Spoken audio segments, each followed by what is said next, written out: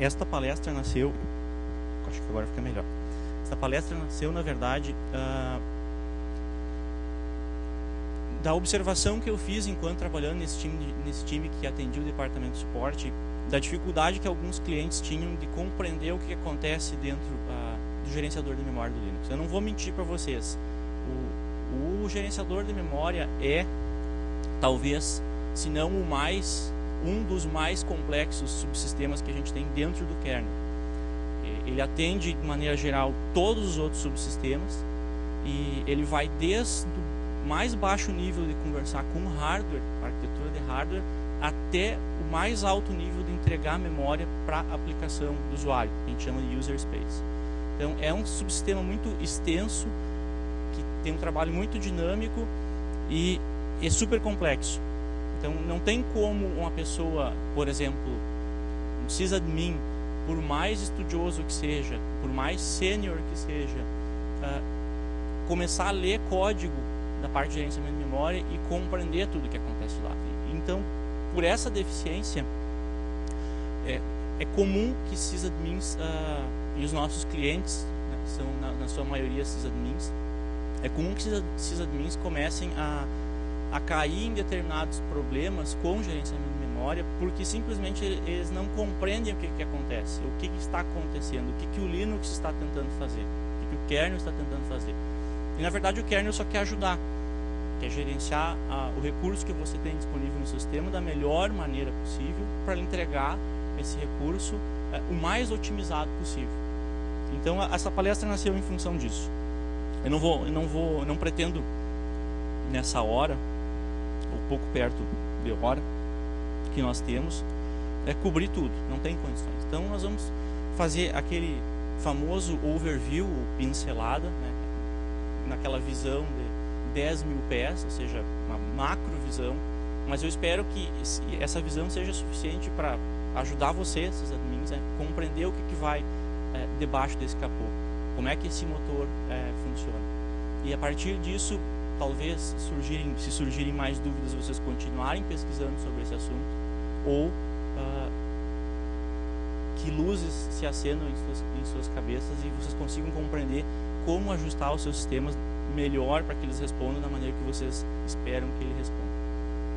Então, basicamente o que acontece é o seguinte: uma pessoa vai verificar o reporte de memória de um sistema e imagina que o Linux ou o kernel está ocupando a memória por completo.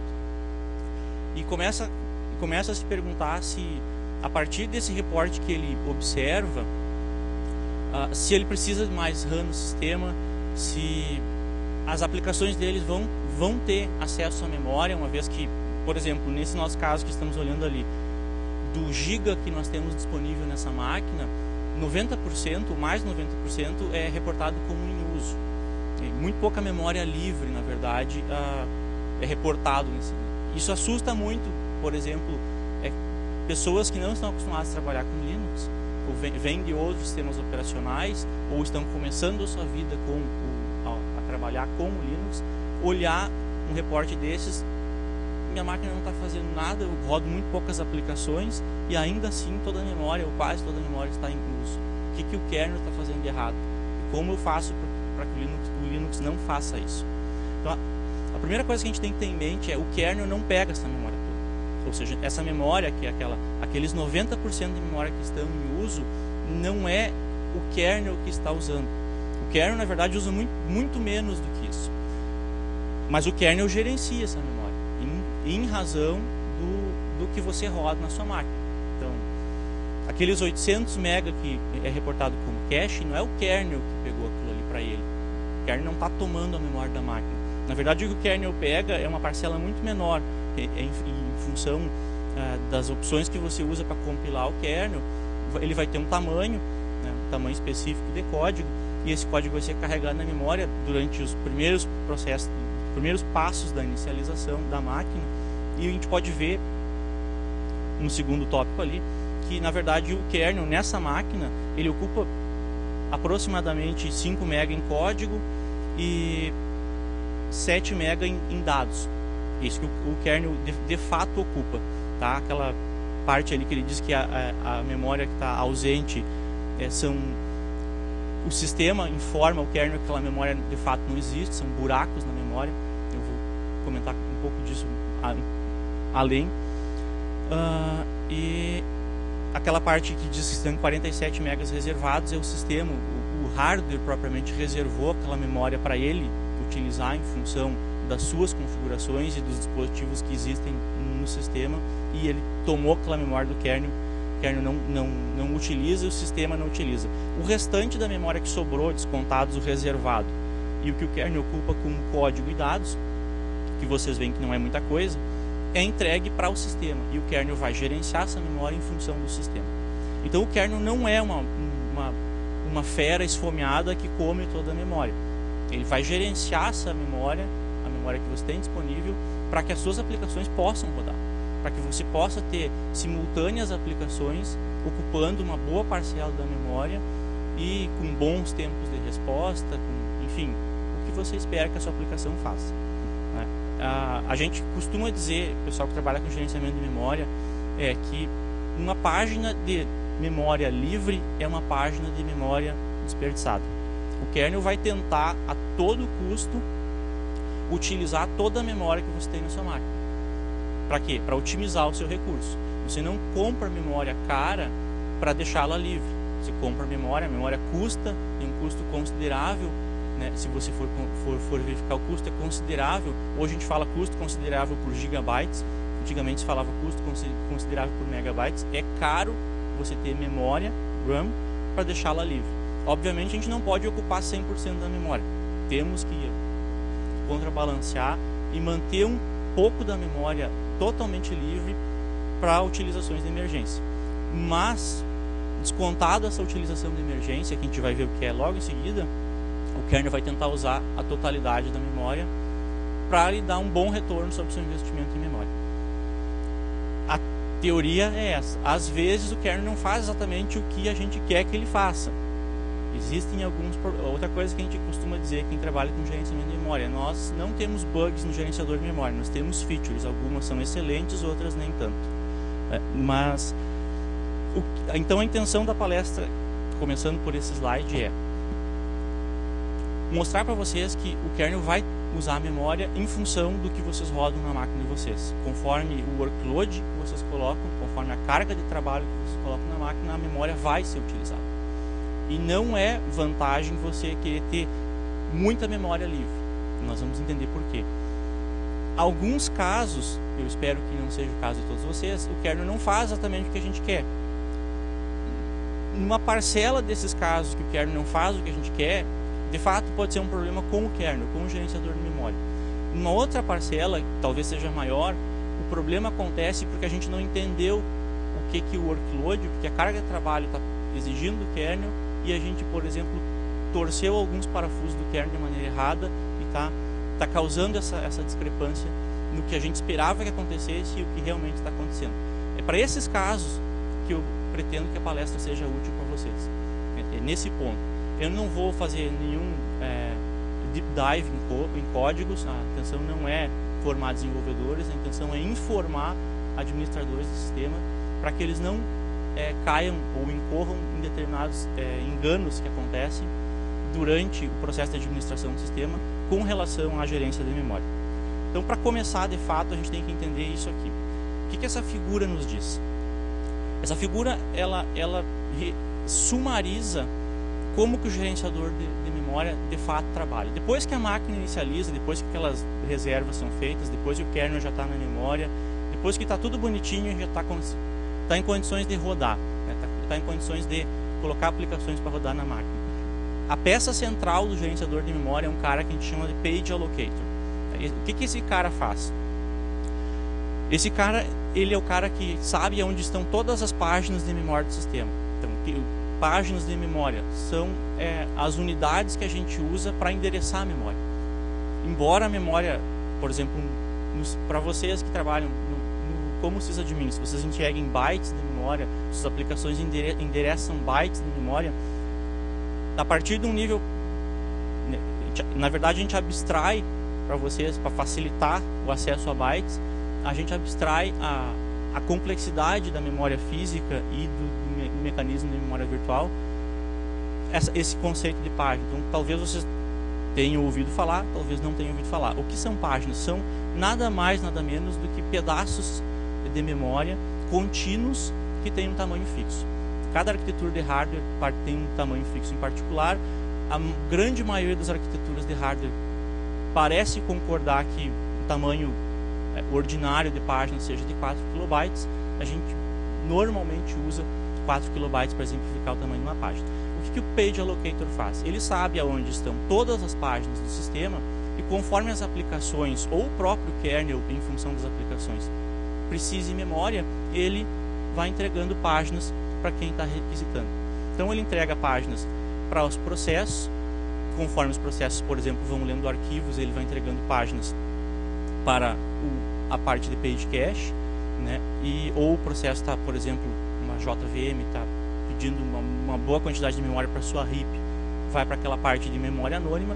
O kernel sempre entrega páginas para os processos, sempre páginas. Então, por exemplo, se você pediu 10 bytes dentro de uma área que está alinhada, o kernel procura alinhar as áreas de memória em fronteiras de páginas. Se você pediu 10 bytes, na verdade o kernel entregou uma página. Você ainda tem, vamos falar da nossa arquitetura, vamos assumir que a nossa arquitetura utiliza uma página de 4K, você pediu 10 bytes, você tem 4K ocupados alocados já para você, os próximos 4K menos 10 bytes que você pedir naquela mesma região, se forem contínuos, já vai estar ali a memória pronta para você utilizar. Você nem percebe isso, o kernel faz de maneira automática, né? Você simplesmente usa a memória, porque o kernel está ali fazendo essa... Existe aquele outro alocador de objetos que chama Slab Allocator, que só atende o kernel e os device drivers. Como a gente não vai estar falando do kernel especificamente, o que o kernel faz para si, nós vamos estar falando daquele quadrado azul, né, acima ali, falando do que o kernel faz para os processos. É importante que a gente entenda que, na verdade, o Page Allocator vai saber onde estão essas páginas, ele vai entregar páginas para o meu processo vai poder usar a memória conforme ele requisita. E o sistema pode ter vários processos nesse esquema, funcionando nesse esquema. E uma coisa importante a gente entender é que o Linux, né, como está falando ali, é um sistema de memória virtual que trabalha com a paginação sob demanda. Então, para a gente entender o que é paginação sob demanda, aliás, primeiro, para a gente entender o que é memória virtual, eu bolei essa figura ali. Tá? Então, o que a memória virtual é? A gente fala memória virtual. Memória virtual é uma forma de abstrair a complexidade da parte física, da parte do hardware, para as aplicações, de forma que a aplicação, o que ela enxerga como memória é uma coisa linear ou contínua, né? E ela não se preocupa com nenhuma...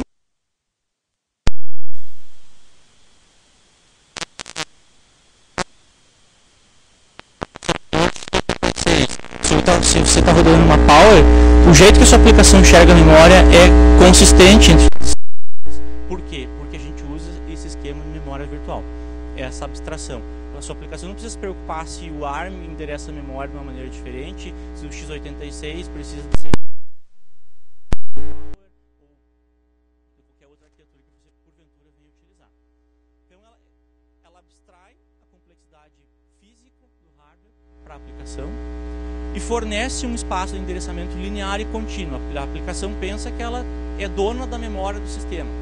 Praticamente é essa impressão que o subsistema de memória virtual, o esquema de memória virtual, dá para a sua aplicação. A aplicação ela mapeia áreas de memória no seu espaço de endereçamento. Essas áreas de memória, como eu falei antes, vocês enxergam um byte, vocês pedem um buffer de x bytes, é uma área de memória alocada dentro do espaço de endereçamento da aplicação.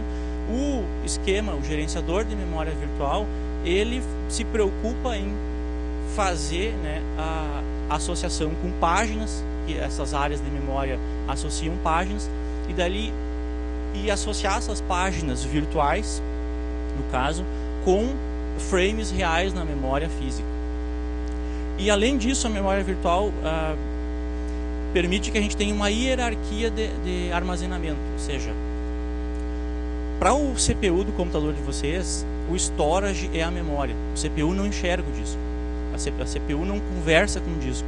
Então, quando, por exemplo, vocês vão fazer a alteração de um dado num arquivo, esse dado, o arquivo é trazido do disco para a memória, o dado é alterado na memória e levado de volta para o disco. Por conta do esquema de gerenciamento de memória virtual, a gente consegue fazer isso através do que a gente chama paginação. O movimento de páginas entre o disco e a memória é chamado paginação. E a gente faz isso sob demanda, através desse esquema que a gente chama tabelas de páginas. Então, o que acontece? Por que sob demanda? Toda vez que o processo de vocês, por exemplo, vamos imaginar que vocês vão iniciar o bash, o shell, que vocês vão usar para digitar comandos. Toda vez que vocês inicializam esse processo, ele vai pedir áreas de memória para carregar suas bibliotecas que ele precisa para acessar suas funções, vai pedir áreas de memória para carregar seus dados privados, sua pilha, enfim, sua RIP. E normalmente isso, se você parar para pegar um exemplo aqui prático, não ficar olhando só para a figura,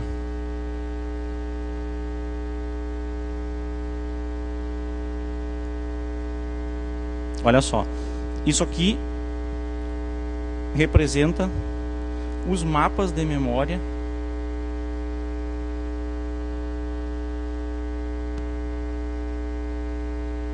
do meu shell, tá?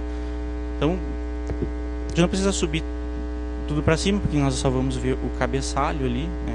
Os endereços, kilobytes, RSS é quanto daquela área na verdade está presente na memória, o que está sujo, ou seja, que foram páginas que foram trazidas do disco e foram tocadas depois que foram trazidas do disco, não estão síncronas, tá?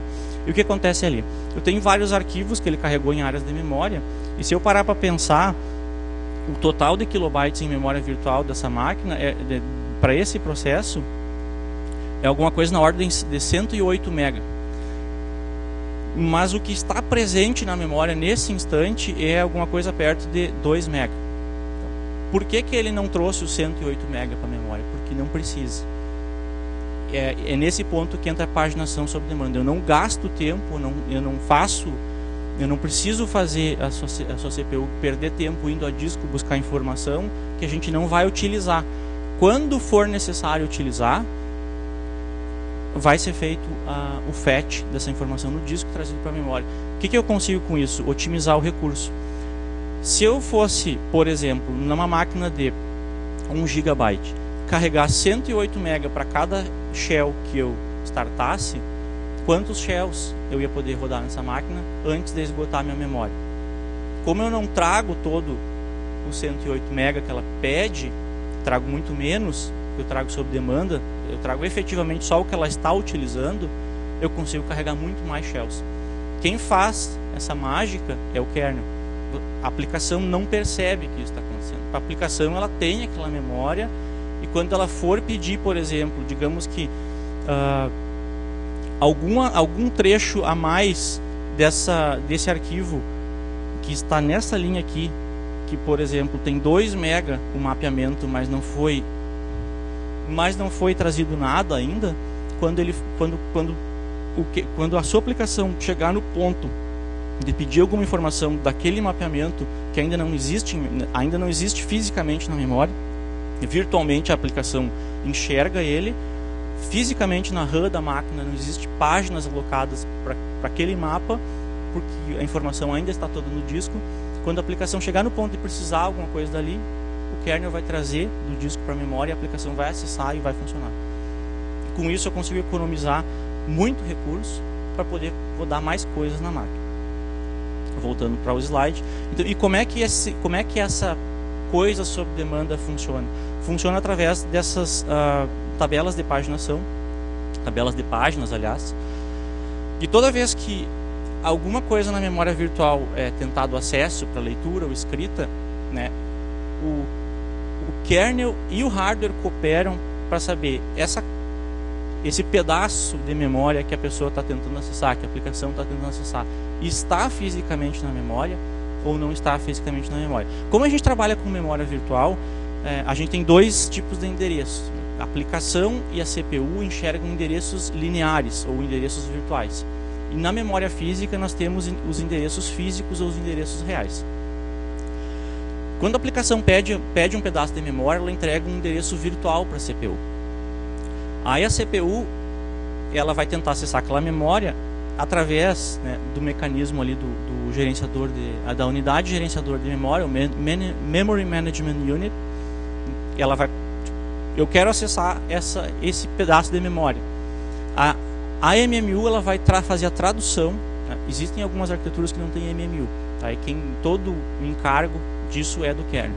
Mas normalmente as arquiteturas, vamos dizer, commodity tem MMUs, a gente utiliza. Então a MMU faz a tradução do endereço virtual, endereço linear, para o endereço físico. E verifica numa tabela que ela tem se ela já trouxe, se esse pedaço de memória já existe fisicamente na memória física, na RAM. Se ele não existe, ela diz: eu não conheço, nunca vi isso, né? E ela passa o controle de volta para o kernel através de uma falha, que chama falha de paginação, e o kernel vai então fazer o que ele tem que fazer para buscar essa memória no disco, colocar numa página de memória, fazer a associação na tabela de paginação e marcar no cache lá da MMU, que se chama TLB cache, que essa página agora está na memória, a falta foi corrigida e a aplicação pode acessar a memória normalmente. Então o kernel mantém essas tabelas para saber, cada aplicação, cada processo no sistema tem uma tabela dessas, para saber aonde estão as suas páginas, se a página está na memória ou se a página está no disco, e o que fazer quando alguém tentar acessar aquela página. E mesma coisa, quando uma página sai da memória e vai para o disco, porque a gente às vezes precisa fazer isso, a gente chama page out, ou seja, e quando a página vem do disco para a memória, a gente chama page in. Tá? São o nome dos movimentos que acontecem nesse métier. E aqui a gente entra particularmente num sistema Linux rodando.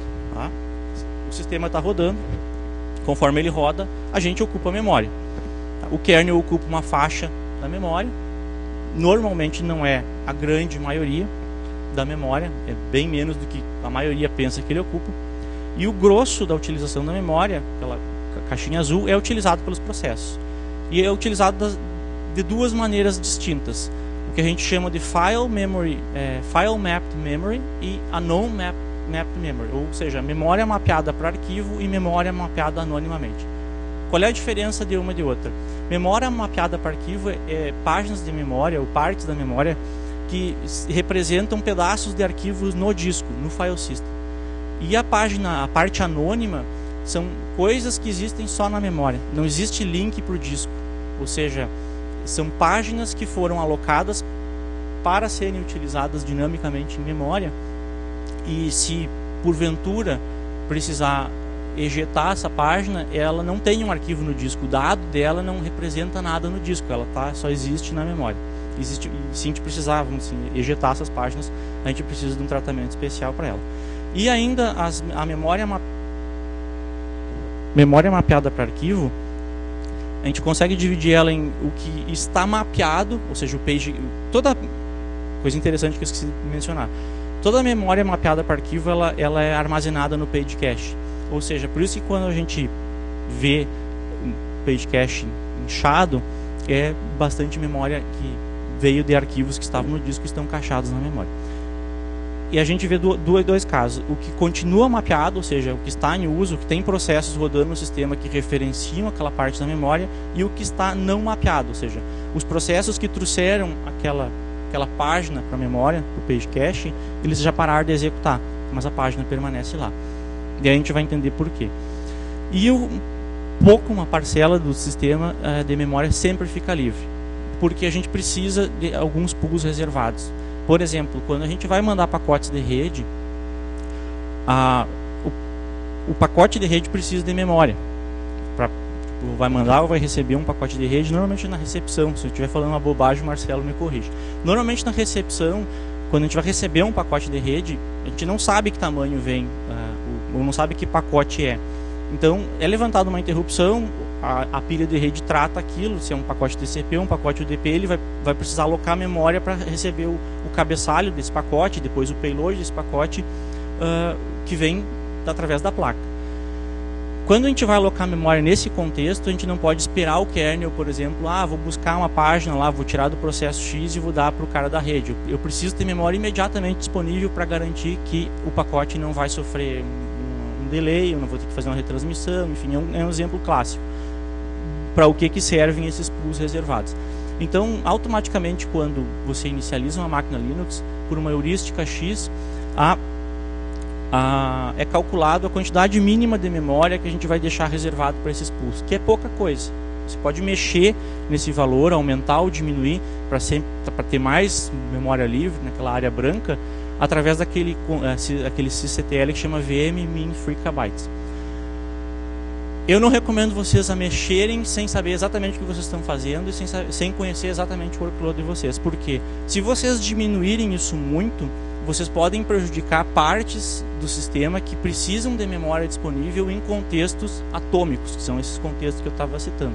Se vocês aumentarem isso demais, vocês vão, além de desperdiçar memória, porque aquela memória na faixa branca a aplicação não vai usar, o kernel não vai estar garantido aquilo ali para a aplicação.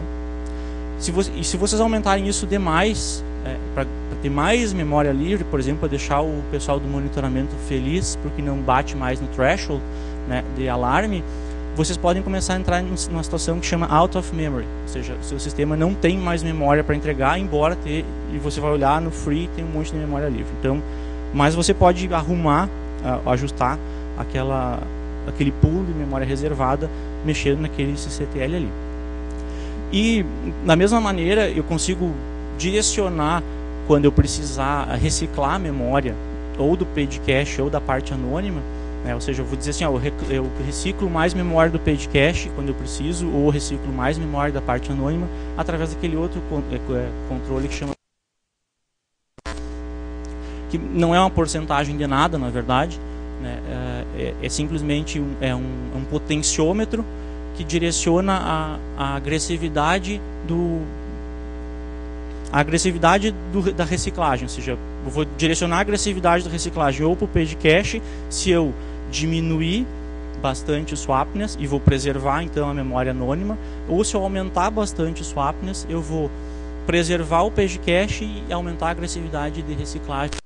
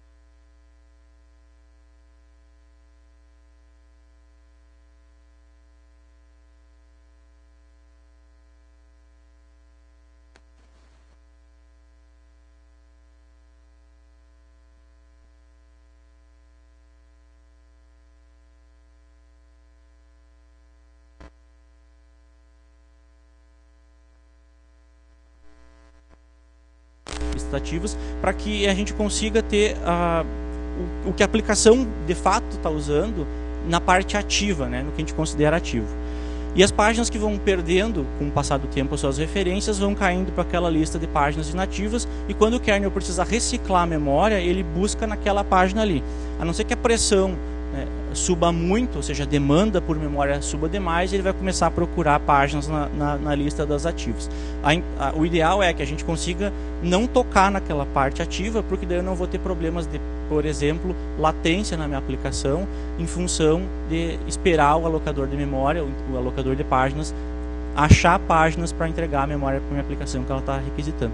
E quando a página chega no final da lista inativa, ela volta para a lista de páginas livres, para que o processo de reciclagem continue. Isso sempre está acontecendo no sistema em background, sempre. Quando vocês mexem naquele vm-min-freak-bytes, na verdade vocês estão mexendo nesse threshold aqui, tá? Naquele threshold ali, que ele diz o seguinte: a partir daquele threshold, os outros thresholds, né, são calculados. E aqui a gente descobre como é que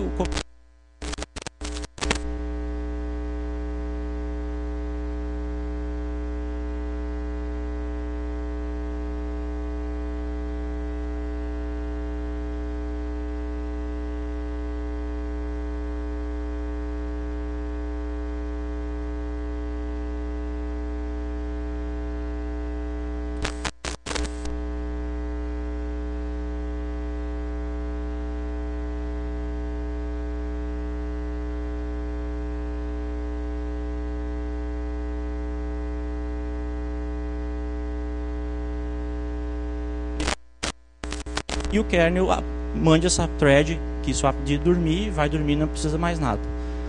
Se a gente baixou do ponto 1, mas a pressão de memória, ou seja, as aplicações continuam pedindo, e o QSwapd não consegue dar conta de reciclar a memória na velocidade que a carga de trabalho exige, a gente pode chegar a passar desse threshold aqui, que é aquele que a gente ajusta pelo min free kbytes. O que acontece quando a gente chega nesse ponto 2? A sua aplicação não aloca mais memória. Só o kernel só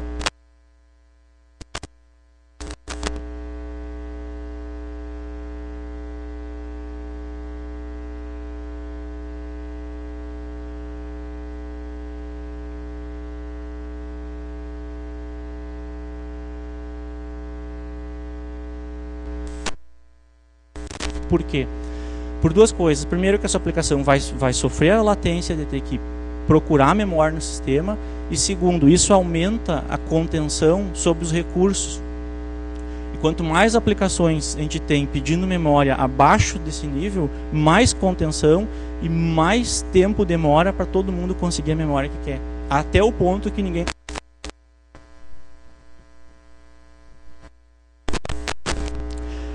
Basicamente,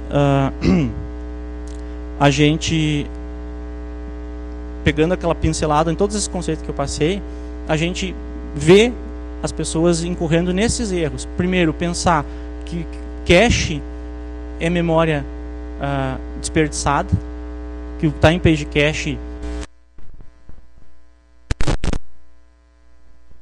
a memória continua lá, ela é memória desperdiçada, a gente pode mandar dropar tudo aquilo, que não vai ter prejuízo nenhum, em função de algumas observações que são feitas dropando o page cache. As pessoas chegam a uma outra conclusão, que a memória que está no page cache é memória livre, e na verdade ela não é inteiramente verdadeira essa assunção. Depois as pessoas também têm uma percepção que ter swap ou fazer swap apenas relativo a reduzir a velocidade que as coisas executam no sistema ou desperdiçar espaço em disco, também não é bem verdadeiro. As pessoas acham que overcommitment e as ocorrências do out of memory killer são pragas que não deveriam existir no sistema. E as pessoas às vezes também, acredito que hoje não seja mais,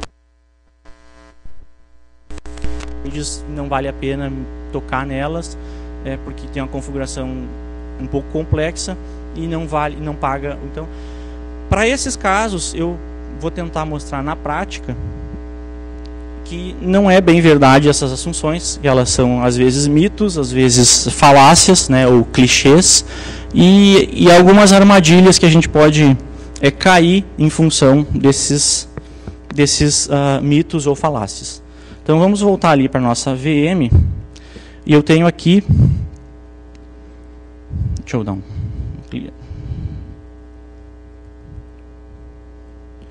Vamos colocar numa situação inicial. Então eu tenho minha máquina aqui, né, com um monte de memória livre agora. A memória está quase toda livre. E eu vou rodar um programinha que vai mapear para a memória um arquivo.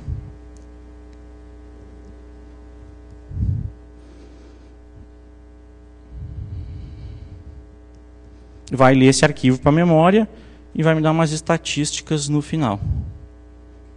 Vamos ver o que vai acontecer. Espero que não exploda.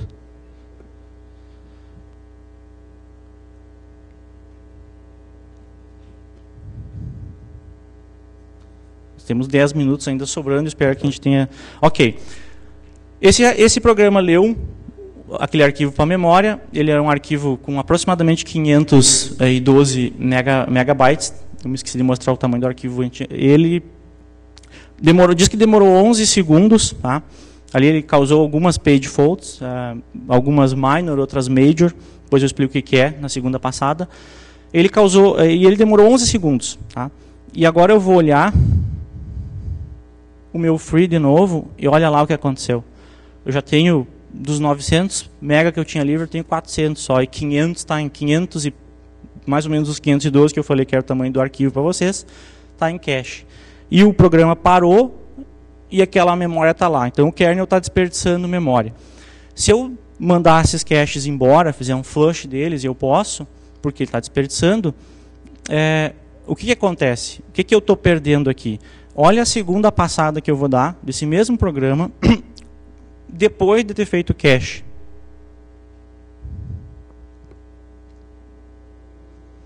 Olhem, percebam a diferença que aconteceu.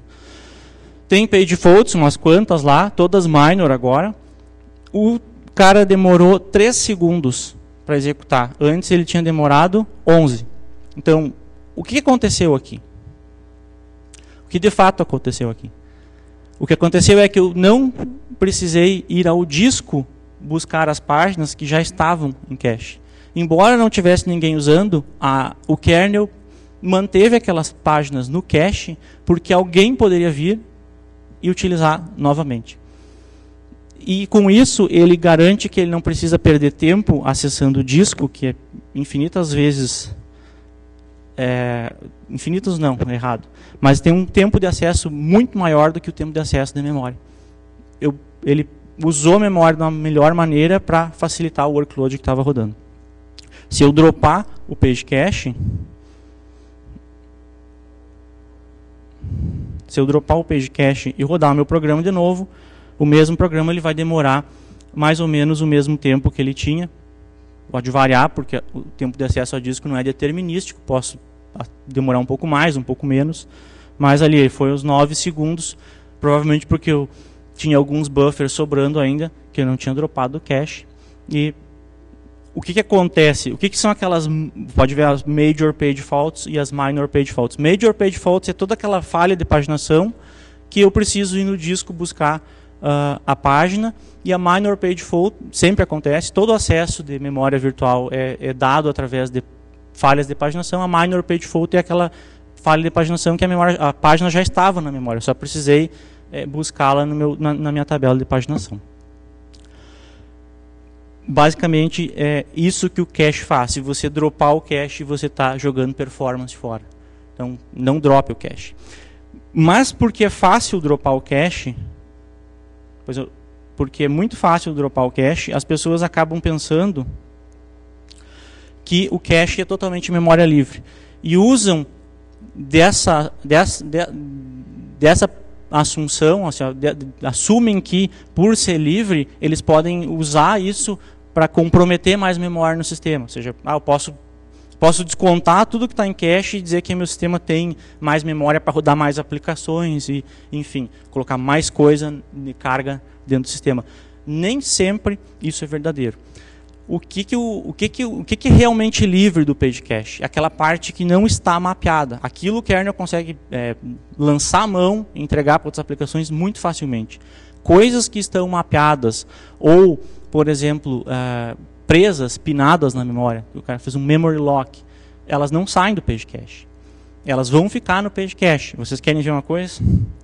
Eu vou mandar aquele mesmo programa ler o arquivo, mas me esperar. Ou seja, não sai, fica rodando. Depois que ele der as estatísticas, a gente pode... Ele deu as estatísticas, eu vou pará-lo aqui.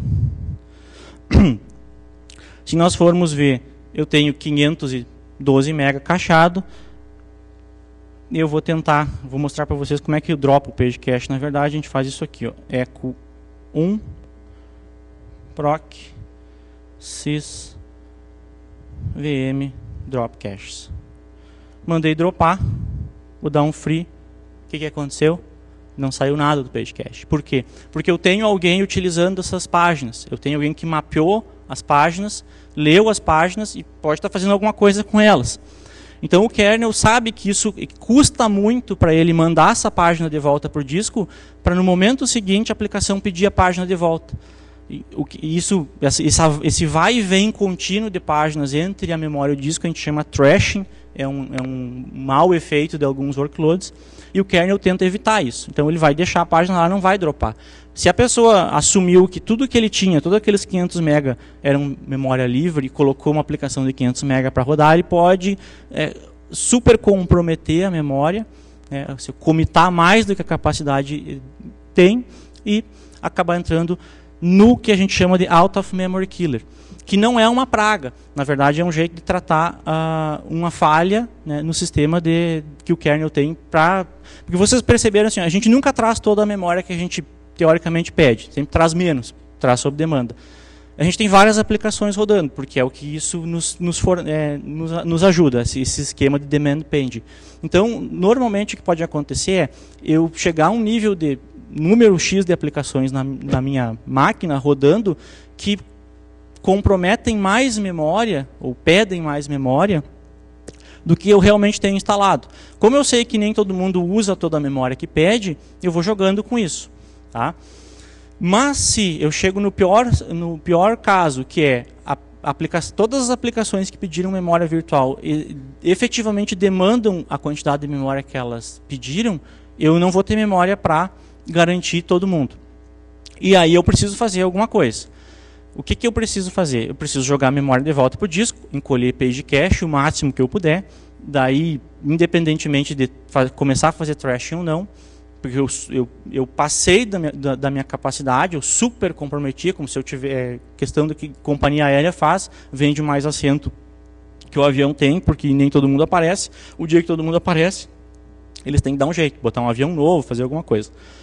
Aqui eu não tenho avião novo, mas eu tenho que encolher daí o page cache, mesmo que eu force um trashing, ou pegar aquelas páginas anônimas e jogar para algum lugar, porque já que elas existem só na memória, se o meu workload é só de páginas anônimas, ou a maioria dele é páginas anônimas, e eu não tenho disco para jogar, eu não posso fazer nada, so sorry, né?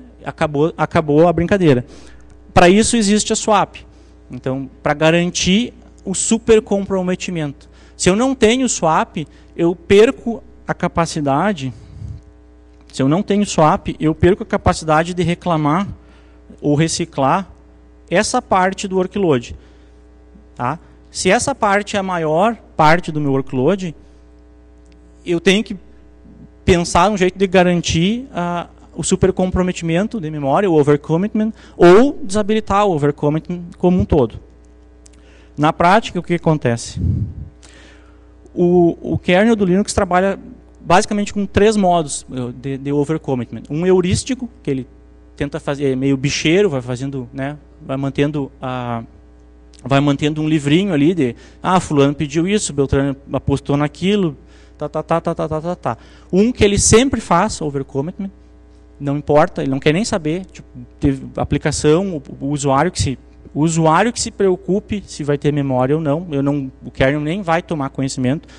Todo pedido de memória que chegar ele vai garantir, mesmo que ele não tenha. E um que a gente chama de overcommit never, ou um modo estrito, na verdade, que eu posso dizer que não vai comprometer mais do que um X da memória, por exemplo, e a swap, ou tudo que eu tenho de páginas em swap, mais 50% da memória, ou se eu não tenho swap, 80% da memória, e o kernel vai controlar para que a carga de trabalho nunca passe nesse caso. Temos 10 minutos. Okay. Então eu estou acabando aqui rapidinho também. E o que acontece se eu pedir memória e não tenho para garantir? Entra no out of memory killer, que é o último recurso que o kernel tem, para vocês verem que nem o overcommitment é uma total praga, nem o out of memory killer é uma total praga, e nem o swap é só uma questão de fazer as coisas ficarem mais lentas ou desperdiçar espaço em disco. Se eu cheguei no ponto de que eu não tenho mais memória e tem gente pedindo memória, inclusive o kernel às vezes pedindo memória, eu só tenho 2 escolhas. Ou eu escolho alguém no meu sistema para pagar o pato, ou eu congelo o sistema como um todo. Né? É mais ou menos isso que acontece. E o out of memory killer é o último recurso que a gente tem em termos de reciclar a memória nesse tipo de situação. O que ele faz? Se eu cheguei ao ponto que eu ocupei toda a minha memória, não tenho uma swap, não tenho como reclamar nenhuma página de lugar nenhum, eu tenho que escolher, eu congelo a máquina ou eu mato alguém. Aí tem todo um processo que ele faz para escolher o melhor candidato, que às vezes nem sempre é o melhor, para matar aquele processo e liberar o recurso que ele estava ocupando para que o resto do sistema possa sobreviver. Mais ou menos, é mais ou menos uma coisa natural. Eu tenho um exemplinho aqui, por exemplo, de um carinha que vai provocar um out of memory. Vai provocar um out of memory. Ele vai ficar rodando, pegando memória, até o ponto que alguma coisa vai acontecer nessa máquina. Eu deveria ter tirado o swap para ele ser mais rápido. E é o que eu vou fazer exatamente agora. Vocês viram que ele estava rodando e eu parei e não aconteceu nada. Eu vou fazer o seguinte, eu vou tirar o swap para que esse cara rode mais rápido. Inclusive a gente vai perceber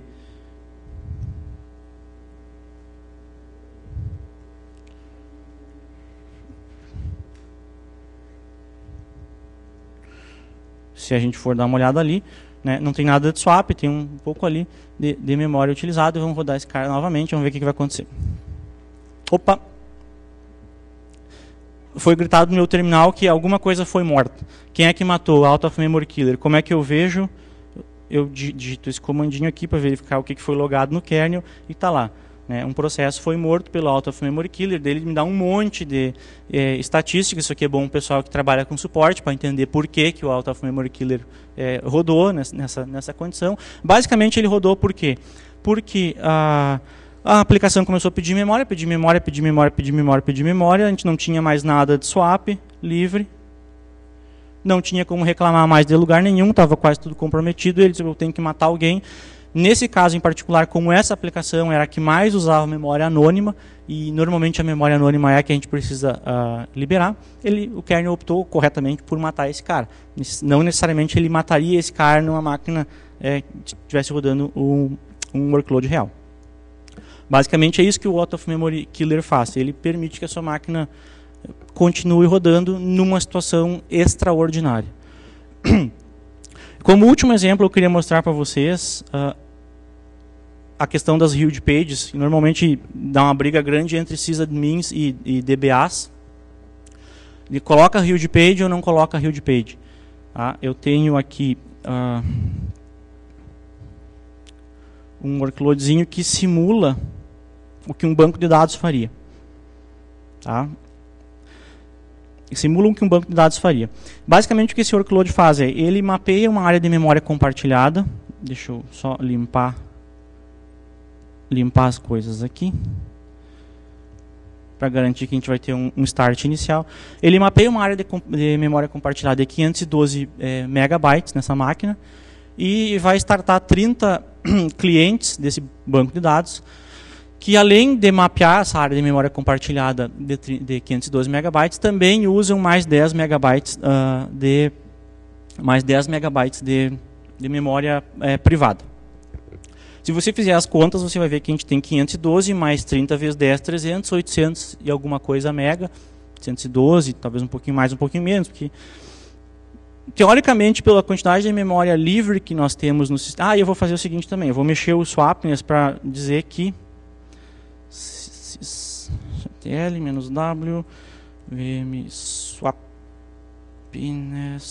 igual a 0, que é o que normalmente os grandes players de banco de dados recomendam que se faça nesse tipo de situação. Você tem um workload de banco de dados, bota esse negócio para swapness 0 para não fazer swap nenhum, porque swap é extremamente prejudicial para o banco de dados. Coloquei ali, tá?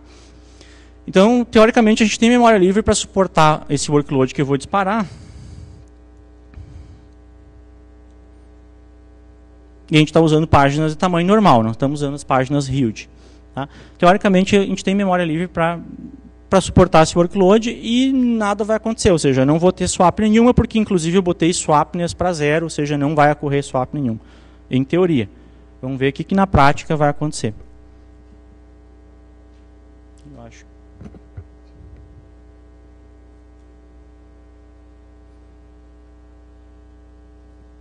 Cinco minutos.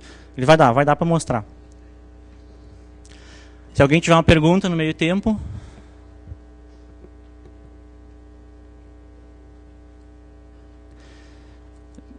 Ok, nenhuma pergunta. O pessoal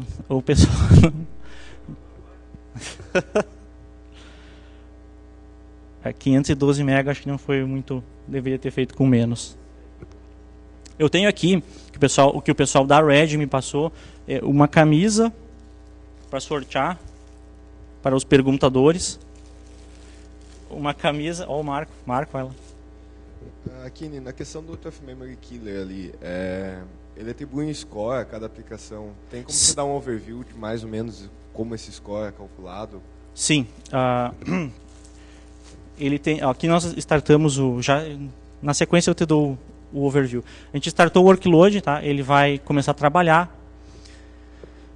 Ele vai, conforme os processos forem finalizando o que eles têm que finalizar, a gente vai ver lá aquela indicativo do work funcionando, e a gente vê que a memória está sendo utilizada, né? O free está sendo reduzido conforme o tempo passa, e ainda nenhum dos processos, o primeiro acabou, o que ele tinha que fazer, não sei se ele acabou de verdade ou se ele só teve um. Mas vamos lá, o primeiro não tinha acabado, ele estava jogando entre um. Mas quando os 30 processos acabarem, o que eles tiverem que fazer, a gente vai ver qual a situação que vai acontecer aqui. O Out of Memory Killer, enquanto o nosso processo vai rodando, o Out of Memory Killer ele vem, na verdade, evoluindo com o passar do tempo. Ele era meio simplista na heurística que ele usa para fazer o score, e ele vem evoluindo.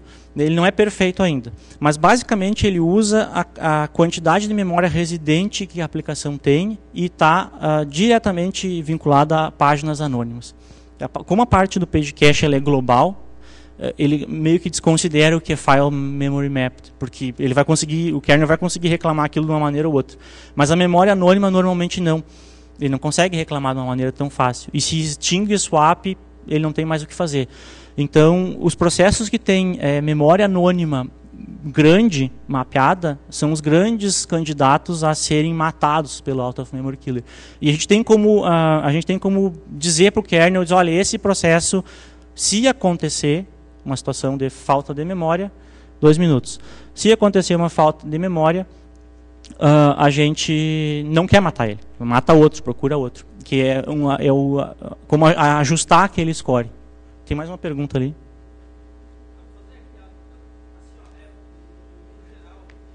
No geral, isso sempre vem habilitado na maioria das distros, ou por padrão ele geralmente vem desabilitado a questão desse... Out of Memory, ele sempre vem habilitado. Na verdade, tu não tem como... você tem como desabilitá-lo. Existem maneiras de desabilitá-lo, mas não é recomendável. Porque se você desabilitar por qualquer razão e se o seu workload sair, a carga de trabalho sair do seu controle, o kernel não vai poder fazer mais nada. O que vai acontecer? A sua máquina vai parar, ela vai crashar. Se você tem um problema com o Out of Memory Killer, que você está querendo caçar, a gente pode conversar depois, mais tarde, e daí a gente mostra o que você faz para a aplicação que você precisa que continue vivendo, e outra seja morta, ou melhorar a sua carga de trabalho, balancear melhor, para que você não chegue nessa situação, que é uma situação totalmente extraordinária. Né? Totalmente extraordinária. Aqui a gente acabou, tá? Na verdade, e a gente viu que aconteceu o swap, que não deveria acontecer. Por quê? Por que aconteceu o swap? Porque, na verdade, como a gente usou páginas de 4K, a gente teve um custo extra para fazer um mapeamento lá de cada uma daquelas páginas. 512 megabytes representam 130 e poucas mil páginas de 4K. Para cada uma dessas páginas, cada um daqueles 30 processos tem que ter uma entrada na sua tabela de paginação, para poder saber onde é que essa página está. Se você fizer a conta, a gente está numa máquina de 64 bits. Cada entrada vale um ponteiro, que o endereço tem 8 bits. Calcule isso, você vai ver que a gente tem 30 e poucos mega de overhead em paginação. Se a gente usar Huge Pages, a gente mata esse overhead, divide ele por 512. O tempo acabou, a gente vai ali para fora para não atrapalhar o pessoal. Quem quiser continuar conversando, vou estar o dia todo no Fizzly. Tá? Desculpe que, mais uma vez, eu não consegui vencer o tempo até o final, mas pelo menos eu cheguei no último slide e no último exemplo. Não deu para aprofundar mais, mas a ideia era essa. Desculpa.